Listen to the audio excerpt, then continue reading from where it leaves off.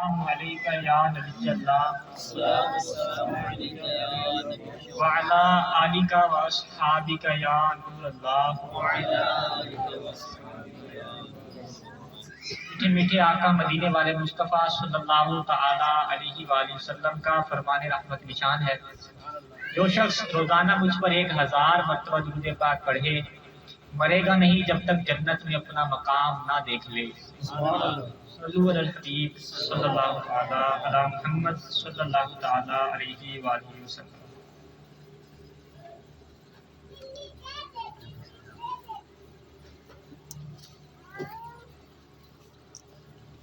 حضرت لوط علیہ السلام یہ شہر صدوم میں رہتے تھے،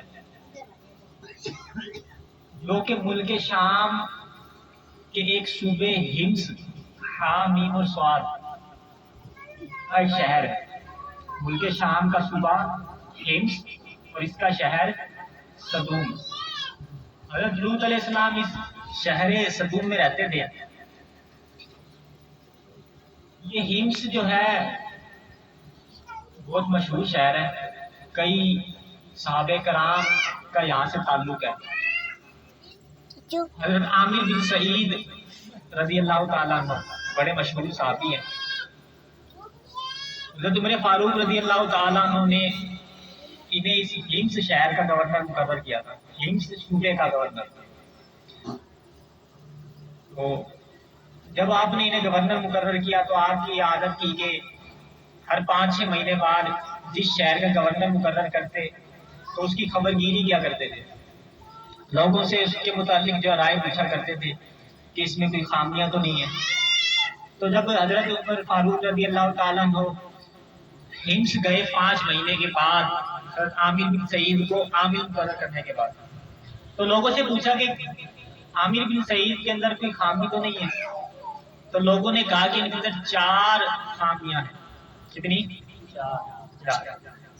پہلی خامی تو یہ ہے کہ پہلے جو ہے یہ فجر کے بعد ہم سے ملا کرتے تھے اور ہمارے دکھ سکھ سنا کرتے تھے، لیکن اب جو ہے یہ اشراق چاش کے وقت آتے ہیں۔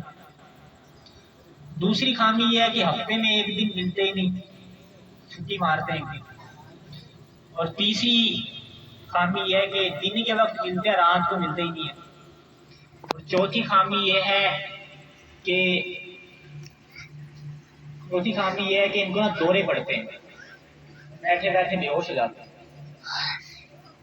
تو ان کو بلا لیا گیا، مسجد کے اندر دربار لگا ہوا تھا، کہا کہ ہاں بھی تمہارے خلاف یہ 4 کمپلین آئی ہیں۔ پہلی کمپلین یہ ہے کہ تم پہلے فجر کے وقت ملا کرتے تھے، اب اشراق چاش کے وقت ملتے ہو، تو کیا وجہ ہے اس کی؟ اور فرمانے لگے کہ عمر فاروق رضی اللہ تعالیٰ عنہ آپ امیر المومنین ہیں، آپ پوچھ رہے ہیں تو بتا رہا ہوں، ورنہ کبھی یہ رات نہ کھولتا۔ وجہ یہ ہے کہ میری زوجہ، میری بیوی، اس نے کئی سال میری خدمت کی، 30 سال۔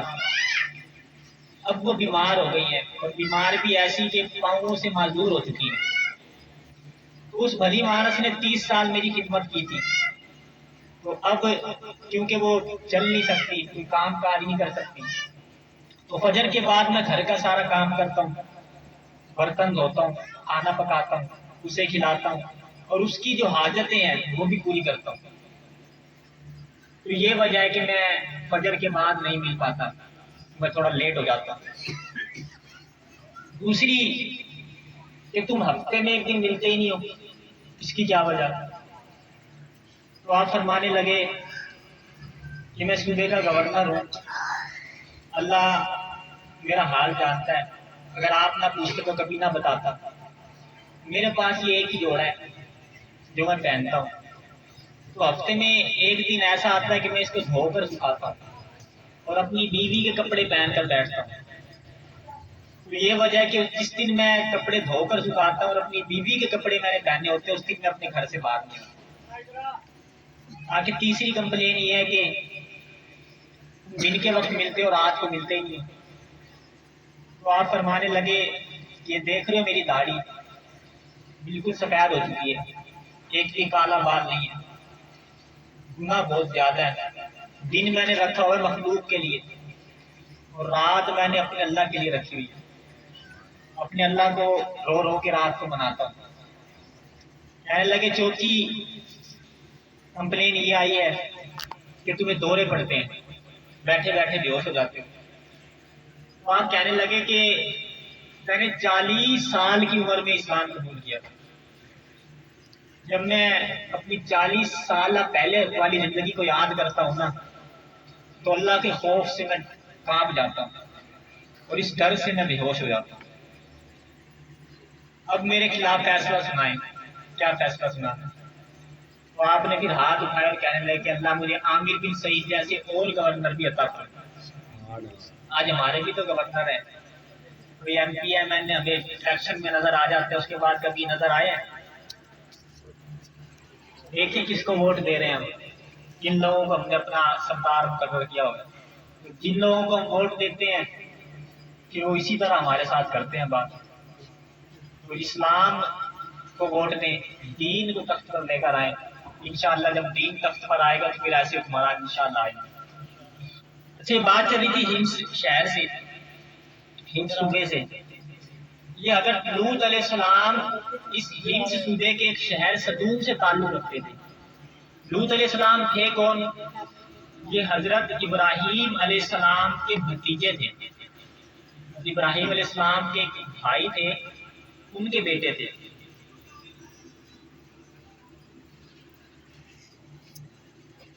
شہر صدوم جو تھا اس میں بہت ساری بستیاں آباد تھی، اور یہ نہایت سرسبز و شاداب شہر تھا، اور وہاں طرح طرح کے اناج، قسم قسم کے پھل اور میوے بکثرت پیدا ہوتے تھے۔ مطلب بہت ہی کلٹیویشن سٹی تھی، مطلب پیداوار بہت زبردست تھی یہاں پر۔ شہر کی خوشحالی کی وجہ سے اکثر جا بجا کے لوگ مہمان بن کر ان آبادیوں میں آیا کرتے تھے، کیونکہ بہت خوبصورت شہر تھا، تو لوگ جو ہے وہ مہمان بن کر نا یہاں پر آ جایا کرتے تھے۔ شہر کے لوگوں کو ان مہمانوں کی مہمان نوازی کا بوجھ اٹھانا پڑتا تھا، اس لیے شہر کے لوگ مہمانوں کی آمد سے بہت ہی قبیضہ خاطر اور تنگ دل ہو گئے، مگر مہمانوں کو روکنے اور بھگانے کی کوئی صورت نظر نہیں آئی۔ اس ماحول میں ابلیس لعین شیطان ایک بوڑھے کی صورت میں ان لوگوں کے سامنے آیا اور ان لوگوں سے کہنے لگا کہ اگر تم لوگ مہمانوں کی آمد سے نجات چاہتے ہو تو اس کی یہ تدبیر ہے کہ جب بھی کوئی مہمان تمہاری بستی میں آئے تو تم لوگ اس کے ساتھ زبردستی برا کام کرو۔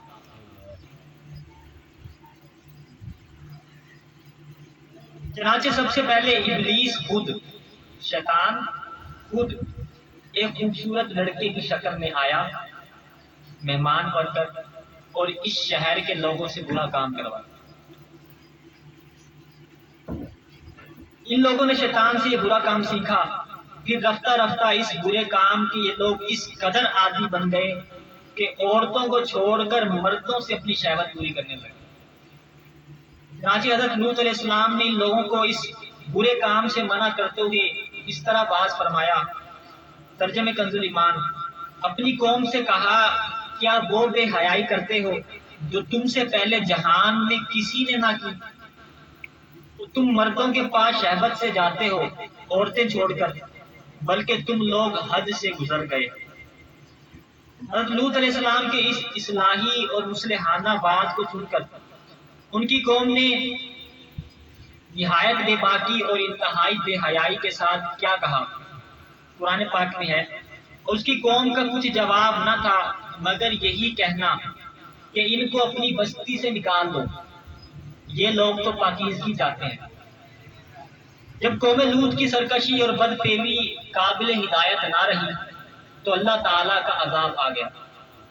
چنانچہ حضرت جبرائیل علیہ السلام جلد فرشتوں کو ہمراہ لے کر آسمان سے اتر پڑے، پھر یہ فرشتے مہمان بن کر حضرت لوط علیہ السلام کے گھر پہنچے، اور یہ سب فرشتے بہت ہی حسین اور خوبصورت لڑکوں کی شکل میں تھے۔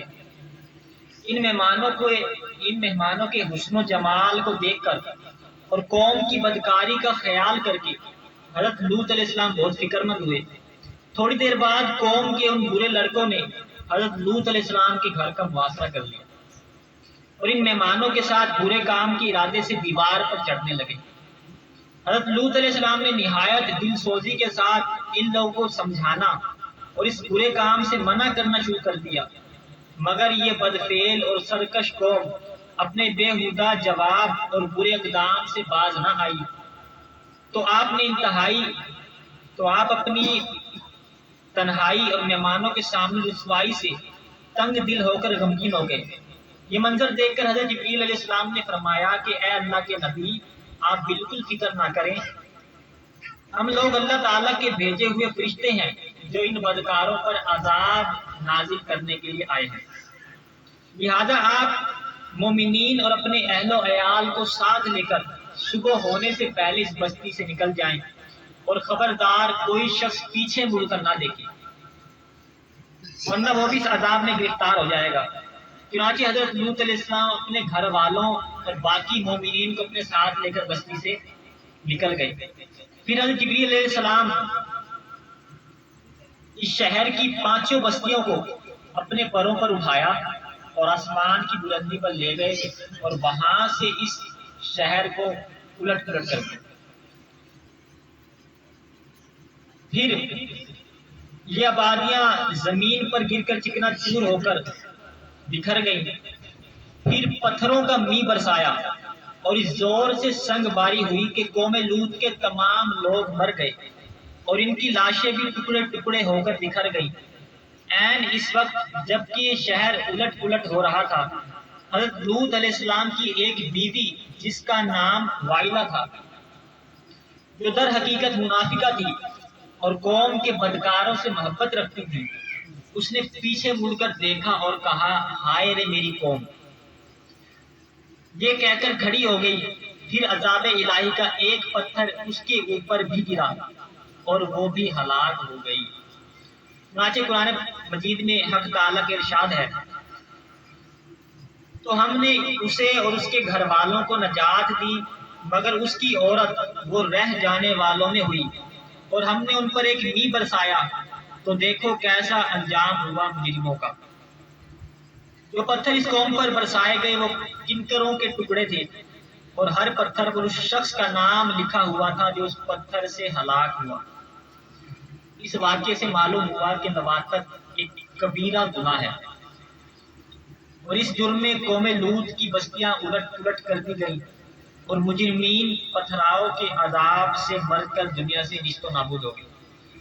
منقول ہے کہ حضرت سلیمان علیہ السلام نے ایک مرتبہ شیطان سے پوچھا، حضرت سلیمان علیہ السلام نے ایک مرتبہ شیطان سے پوچھا کہ اللہ تعالیٰ کو سب سے بڑھ کر کون سا گناہ ناپسند ہے؟ تو ابلیس نے کہا کہ سب سے زیادہ اللہ تعالیٰ کو یہ گناہ ناپسند ہے کہ مرد مرد سے برا کام کرے اور عورت عورت سے۔ امام ابو حنیفہ رحمۃ اللہ تعالیٰ علیہ کا بھی یہ فتویٰ ہے اس فعل سے متعلق کہ جو بھی ایسا کام کرے اسے پہاڑ کے اوپر لے کر جا کر بلند پہاڑ پر اور وہاں سے گرایا جائے، اور پھر اگر وہ بچ جائے تو پھر اسے پتھروں سے مارا جائے۔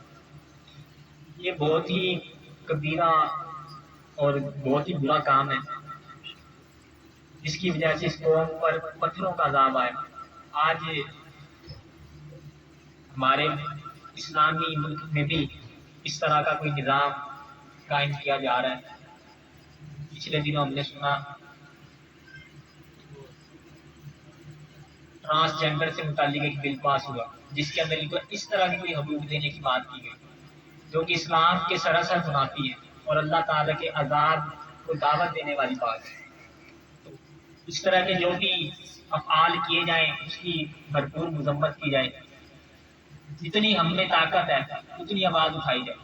اگر ہم ایسا نہیں کریں گے تو ایسا نہ ہو کہ جہاں پر بھی ہم پر عذاب آئے اور یہاں پر اگر نہ بھی آئے تو قبر و آخرت میں ہمارے لیے پریشانی کا باعث نہ بنے۔ تو اللہ پاک سے دعا ہے کہ ہمیں اس برے فعل سے بچنے کی بھی توفیق عطا فرمائے اور دوسروں کو بچانے والا اور اس کی مذمت کرنے والا بنائے۔ آمین۔